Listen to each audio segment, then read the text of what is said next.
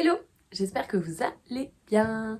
Je suis ravie de vous retrouver, c'était pas du tout prévu que je tourne aussi rapidement dans le mois, parce que d'habitude je fais des podcasts qu'à la fin du mois. Et puis là, en fait, tous les vlogs que je vois passer à propos du vlogmas, etc. m'enchantent au plus haut point. Et je me suis dit que j'allais faire aussi ma part pour vous, voilà, pour vous gâter pour Noël. Et du coup, vous partez avec moi pour ce mois de décembre. Alors je ne reviendrai pas quotidiennement, c'est clair, parce que c'est beaucoup trop lourd pour moi et que je suis inspectée la semaine prochaine, donc ça risque d'être joyeux. Mais en tout cas, je reviendrai une fois par semaine durant ce mois de décembre pour vous parler des avancements que je fais concernant les projets de Noël que je réalise pour mes proches, pour les gâter, pour faire leur cadeau de Noël. Bref, voilà. Donc écoutez, on va commencer sans plus tarder par les encours, les nœuds de Noël. Et puis après, je vous présenterai toutes les réceptions laineuses que j'ai faites, mais pas que. Restez avec moi, ça commence tout de suite. Alors, pour le premier projet, donc vous vous en souvenez sûrement, il s'agit du Anker Sweater version homme. Je vous avais dit, il était interminable au niveau du corps, c'était une mer de jersey. Vraiment, voilà. Mais le rendu est pas mal. Alors, comme j'avais essayé de suivre ce que disait Petite Knit dans ce patron et que clairement, je pense que je me suis gourée, ça fait que les raglans sont pas nickel. Ça me dérange un peu. J'espère que, voilà. J'espère que on m'en tiendra pas trop rigueur. En tout cas, que mon papa ne m'en tiendra pas rigueur et qu'il le mettra quand même. Donc, il me reste que les deux manches à faire. Pour rappel, donc... Ah, je vois que j'ai un marqueur là qui est accroché. Pour rappel, j'utilise la laine de chez Drops Merino extra fin, extra fine, en coloris 0,5. En coloris 0,5. J'aime vraiment bien parce que je trouve qu'il est très doux déjà. Il gratte pas, vraiment il est doux pour quelqu'un je pense qui n'a pas l'habitude de la laine. Et en plus de ça c'est un super wash, donc pas de problème de lavage je pense pour cette laine, c'est cool. Et également ce que j'aime vraiment bien c'est le prix. On est sur quelque chose de l'ordre de 1 à 2 euros la pelote quoi. Il y avait eu une offre sur Luce Laine Tricot et j'en avais profité donc pour acheter la quantité pull. Je crois qu'en tout, mais si mes souvenirs sont bons, je redétaillerai tout sur Ravelry, mais si mes souvenirs sont bons, on est sur un pull qui me revient à 35 euros. Un pull homme à 35 euros. Voilà, vous imaginez pas déjà la quantité de laine que j'ai déjà épuisée pour faire ce pull là. Je pense qu'il me faudra encore 2 pelotes par manche et on est sur une épaisseur DK. Voilà. Donc hyper contente, ça c'est vraiment un fil que je réutiliserai. En plus je trouve que le drapé est cool. Il est fluide sans être trop fluide. Donc vraiment il est super beau je trouve, regardez.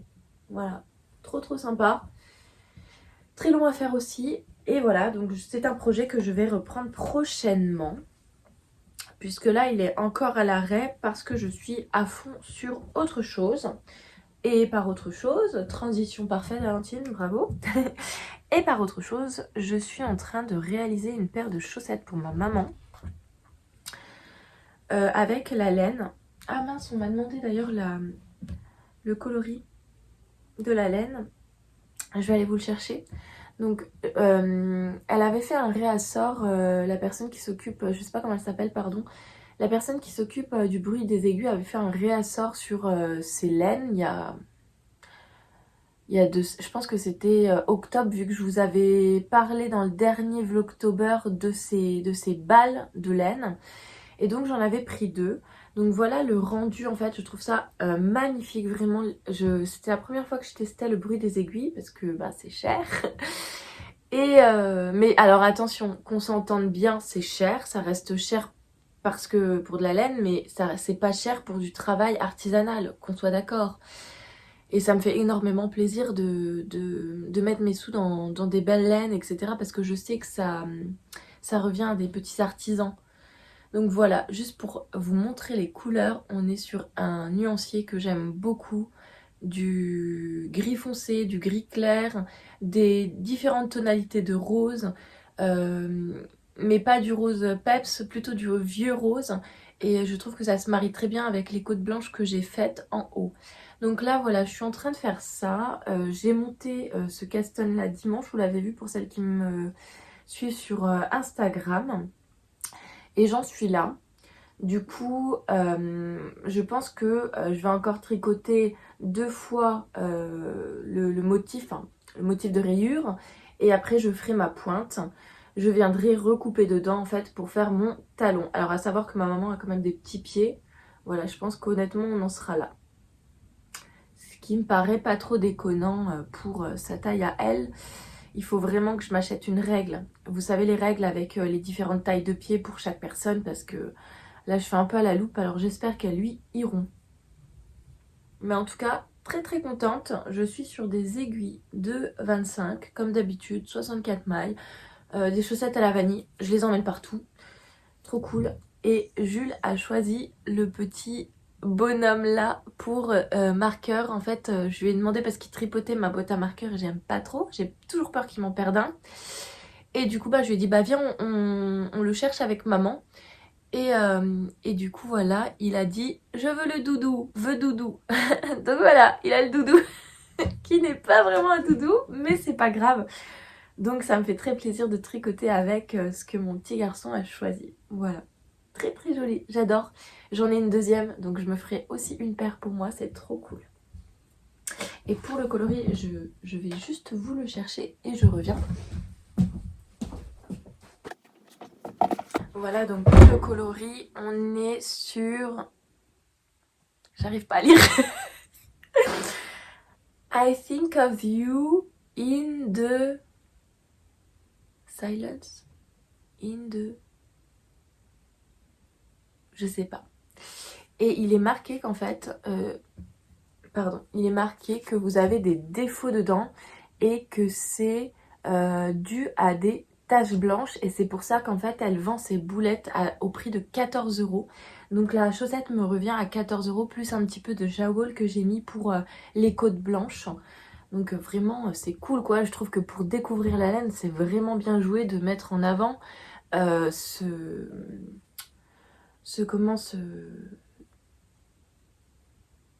sais plus ce que je voulais dire. Oui, je vous disais que pour mettre en avant sa laine, c'est vraiment bien joué de faire des prix aussi attractifs parce que ben, clairement ça attire le client, moi la première. Ce qui fait que là j'ai craqué pour un montant de 65 € chez elle. Oui, oui, je me suis gâtée. Un montant de 65 € chez elle parce qu'elle a fait le réassort hier je crois du coloris Barbie. Et donc je me suis pris un bel écheveau de coloris Barbie. J'ai pris un écheveau aussi, un autre écheveau. Mais bref, tout va arriver au courant du mois de décembre et je vous montrerai tout.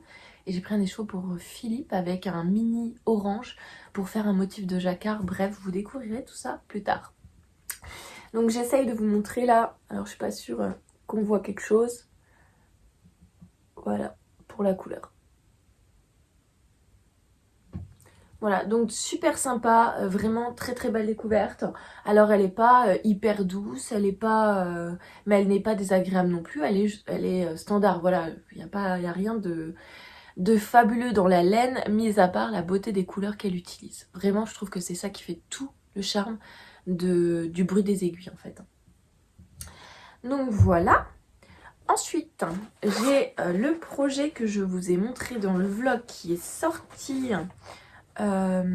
qui est sorti quand? Samedi, puisque j'ai eu des problèmes pour vous le poster. Un sup.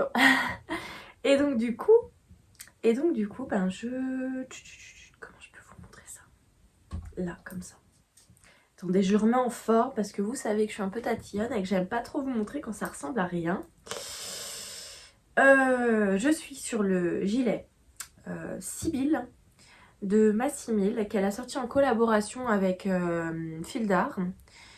Et donc j'en suis là, voilà. Donc là c'est normal que ce ne soit pas encore à la même taille, à la même hauteur, hein, puisque je suis en train de faire descendre la deuxième partie. du corps, la deuxième partie avant du corps, et j'en suis là. Donc le dos, il a bien descendu, je crois qu'on est à 25 cm, quelque chose comme ça, 22 peut-être.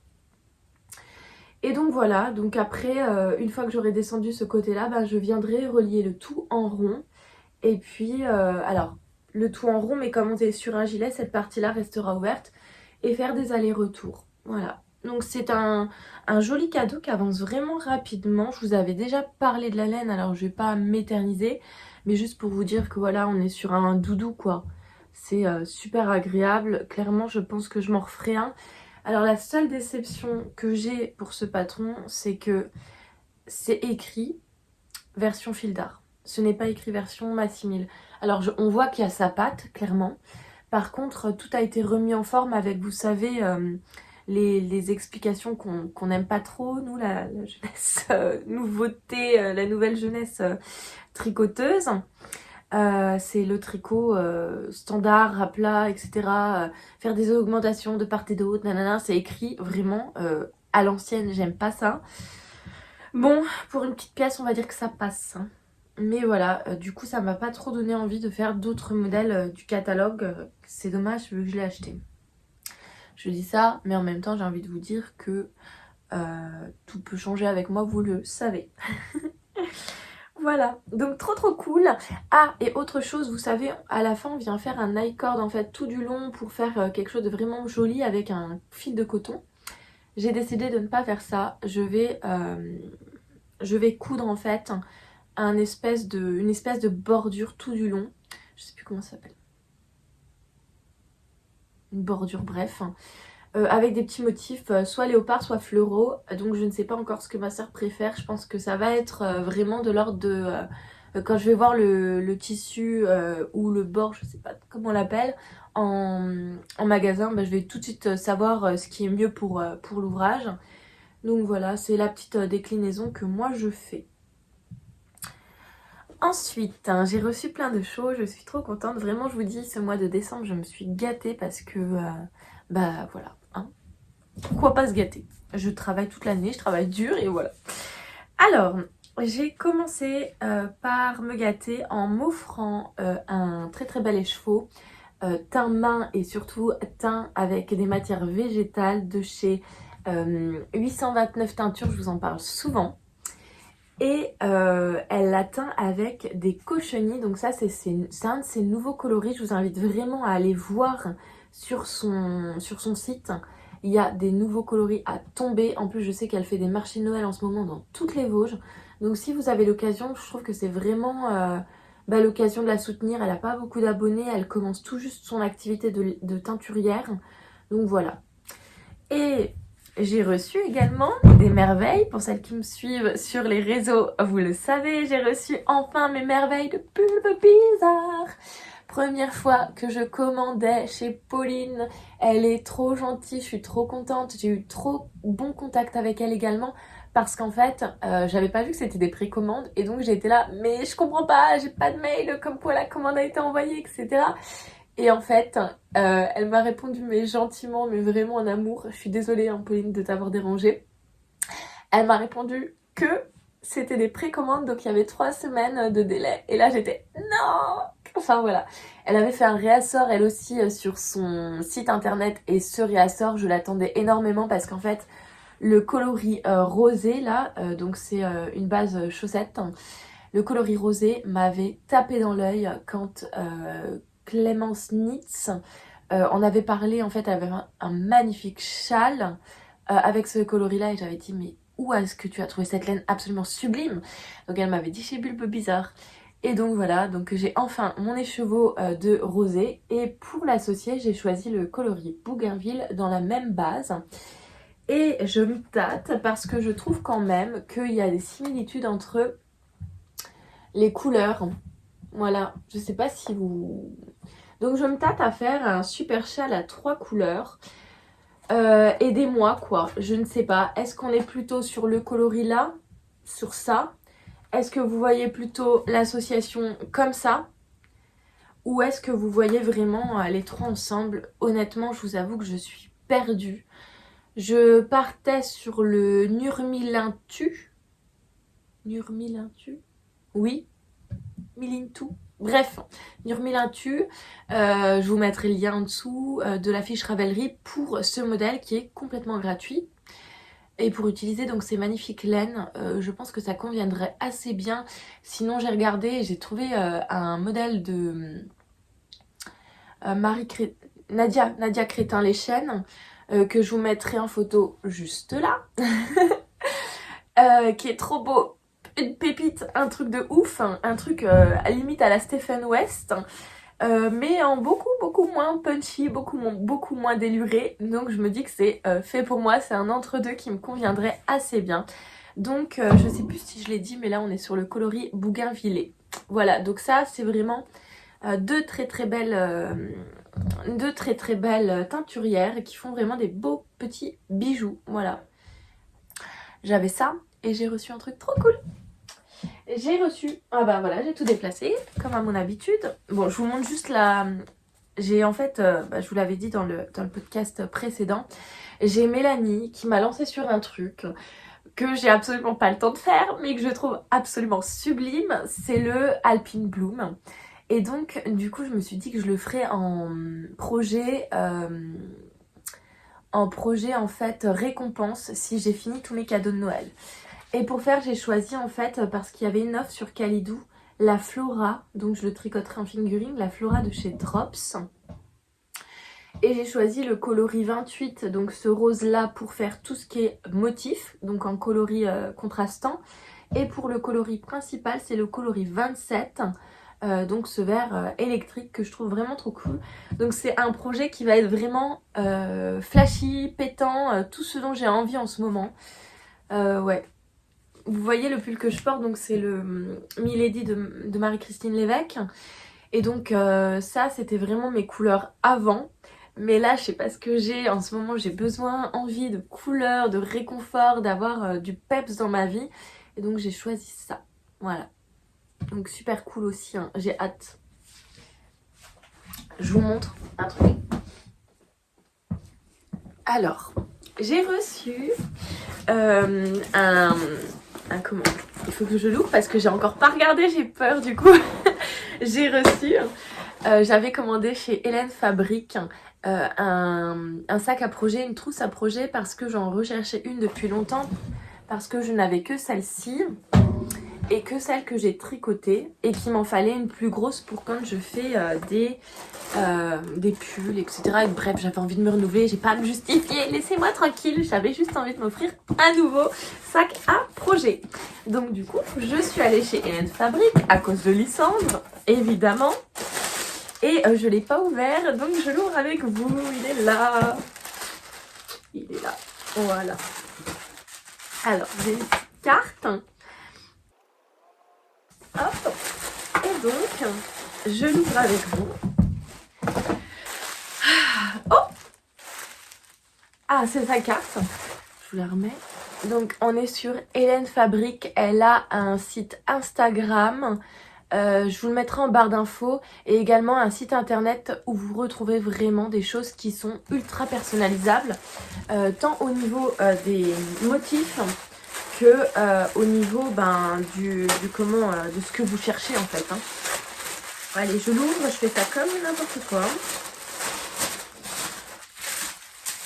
Bon, il est super bien emballé.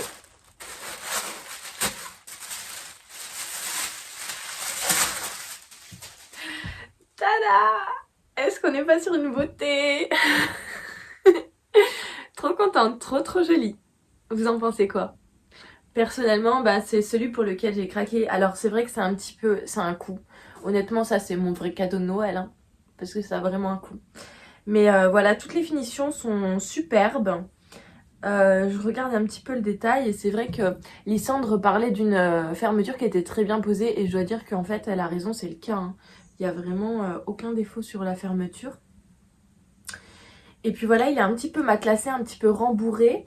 Moi, ce qui me saoulait un peu, c'est qu'en fait, comme j'ai pas encore posé ma doublure, puisque je suis à la bourre, et ben j'ai toujours les aiguilles qui passent à travers. Voilà. Donc là, au moins, c'est réglé. Je n'aurai pas ce problème. Je vais vous montrer un petit peu l'intérieur. On est sur un joli rose comme ça. Franchement, trop classe. Là, je me vois trop poser mon sac avec la laine qui sort dedans, etc. pour tricoter. Trop joli, très très beau. Et elle livre extrêmement rapidement. Voilà, donc c'est pas elle qui livre, vous avez compris, mais elle a expédié hyper rapidement. Je crois que je l'ai commandé, le soir même c'était expédié quoi. Voilà, cette beauté. Je vous envahis, comme ça vous profitez. Voilà, donc je suis très contente de ce que j'ai reçu, de tout ce que je suis en train de faire en ce moment. C'est vraiment des projets qui m'animent, sur lesquels j'ai envie de tricoter, etc. Donc je suis très très contente. J'espère que ce premier épisode, en tout cas, il va y en avoir 4 du coup, je pense, au mois de décembre. Donc j'espère que ce premier épisode de vlog, podcast, match, j'en sais rien, appelez-le comme vous voulez, vous a plu. Et puis on se dit à la semaine prochaine pour tout ce que je suis en train de réaliser. Bisous!